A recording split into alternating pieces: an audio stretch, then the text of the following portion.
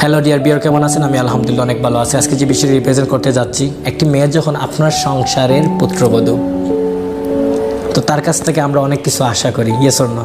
একটি মেয়ে যখন আপনার সংসারে যাওয়ার পর আপনি অনেকগুলা প্রবলেম খোঁজার চেষ্টা করেন, অনেকগুলো বিষয় নিয়ে, খুঁটিনাটি বিষয় নিয়ে তার সাথে কথাবার্তা বলেন এবং একটা পর্যায়ে চান যে না, এই মেয়েটা আমার দ্বারা হচ্ছে না, এই মেয়েটা অসহ্য, এই মেয়েটা কোনো কিছু জানে না, কোনো কিছু শিখে আসে নাই, সে রান্না করতে পারে না, ভালোভাবে ভাত পাকাইতে পারে না, ভালোভাবে চা আপনাকে রিপ্রেজেন্ট করতে পারে না, কোনো মেহমান আসলে তাদেরকে ভালোভাবে আপ্যায়ন করতে পারে না, এত প্রবলেম, শুধু পারে না পারে না পারে না, এই নিয়েই শুধু এই মেয়েটার পিছনে আসেন।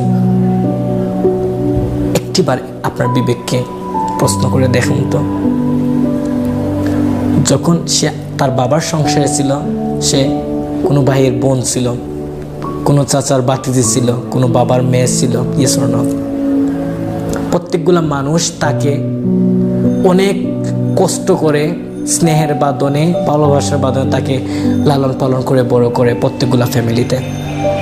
তো একটা পর্যায়ে সে পড়াশোনা শেষ করে এসএসসি লেভেল যদি বলি, ইন্টারমিডিয়েট লেভেল যদি বলি, আমরা বাংলাদেশের প্রেক্ষাপটে যেটা হয় আমি সেটাই বলতেছি। 18 বছর 20 বছর হওয়ার পর, তার মানে সে স্কুল করতেছে, কোচিংয়ে যাচ্ছে, টিউশন পড়তেছে, বাসায় আসতেছে, 4-5টা বিষয় নিয়ে সে এই গ্যাদারিং করতেছে। আবারও বলতেছি, স্কুল, কোচিং, টিউশনি, বাসা, এই 4-5টা বিষয়ের উপরে সে গ্যাদারিং করতেছে। তো এখানে সারাটা দিন পরিশ্রম করার পর সে রান্না কিভাবে শিখবে? আপনি মা হিসেবে যদি আমি আপনাকে কথাগুলো বলি, এজ এ হাজব্যান্ড হিসেবে যদি আপনাকে কথাগুলো বলি, এজ এ শ্বশুর হিসেবে যদি আপনাকে কথাটা বলি, যদি আপনি জাল হন, বড় বোনের মতন আপনাকে কথাটুকু বলতেছি, প্লিজ ওকে একটু স্যাক্রিফাইস করেন না, ওদেরকে এই মেয়েটাকে একটু ভালোভাবে শেখান না, কাজ করা শিখাইলে আপনাদের মতন করে গড়ে তোলেন না, তাদের কিছু যায় আসে না। এত প্রবলেম তৈরি করার তো কোনো কারণ হয় না। কোনো ছোট্ট একটা ভুল করলো, এটা কেন করলো, এটা তার করা উচিত না, তার বংশ তুলে গালি দেওয়া এটা ঠিক না। আমরা সভ্য সমাজে বসবাস করতেছি, আমরা 21শ শতাব্দীর লোক। আজকে যদি আমরা আগের যুগের মতো ব্যবহার করি, তার মানে পশু এবং মানুষের ভিতরে কোনো সমাধান, পার্থক্য রইল না, ইয়েস অর নো? আজকে একটা মেয়ে ধরেন হায়ার এডুকেটেড, অনার্স লেভেলের অথবা ইন্টারমিডিয়েট লেভেল, হাজবেন্ড কিন্তু আমরা দেখি যে বিদেশ থেকে আসছে, একাডেমিক লেভেল একেবারে ল। তো তাদের সংসার কেমন কম্বাইন্ড হবে আমি বুঝতেছি না, আমার বুঝে ওঠে না।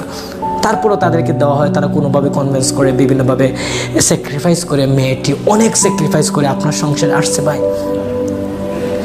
তার প্রত্যেকগুলো পছন্দের মানুষ, তার ভাই বোন, বাবা মা, আত্মীয় স্বজন, প্রত্যেকগুলো পছন্দের মানুষ, প্রত্যেকটা পছন্দের স্মৃতিগুলো মুছে দিয়ে, জলাঞ্জলি দিয়ে আপনার সংসারে আসছে আপনার সুখের জন্য, ইয়েস অর নো? বাট আপনি বিনিময়ে কি দিতেছেন? কষ্ট দিতেছেন। আপনি মা শাশুড়ি হয়ে আপনি তাকে বিভিন্নভাবে লাঞ্ছিত করতেছেন। হোয়াই? এসব না করলে হয় না।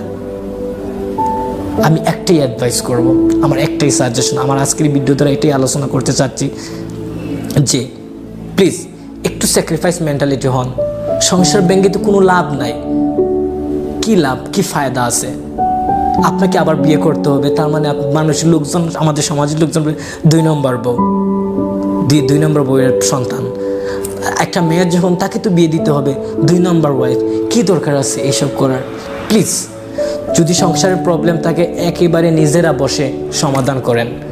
আমি রিকোয়েস্ট করব প্রত্যেকগুলা ফ্যামিলিকে, যাদের সংসারের প্রবলেম আছে, প্রত্যেকগুলা মানুষকে রিকোয়েস্ট করব অবশ্যই আপনারা হাজব্যান্ড ওয়াইফ মিলে সমাধান করেন। আপনাদের উপরে বোঝাপড়া কেউ করতে পারবে না। প্রবলেম থাকবেই ভাই, সমস্যাই থাকবে, সমস্যাই নিয়েই আমরা মানুষ। আমাদের যে বডিগুলা দেখতেছেন কত প্রবলেম, এরপর আমরা বাঁচতেছি। আমাদের সৃষ্টিকর্তা যতটুকু হায়াত দেন ততটুকু পর্যন্ত বাঁচতে হবে। আমাদের তকদিরে যতটুকু লেখা আছে ততটুকু আমাদের মেনে নিতে হবে।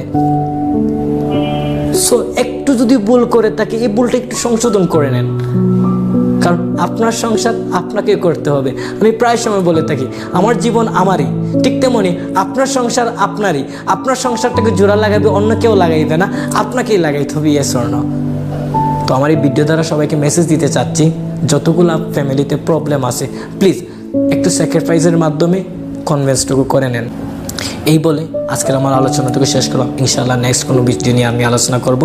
সবাই ভালো থাকবেন, সবার সুস্বাস্থ্য কামনা করে বিদায় নিচ্ছি। আসসালামু আলাইকুম।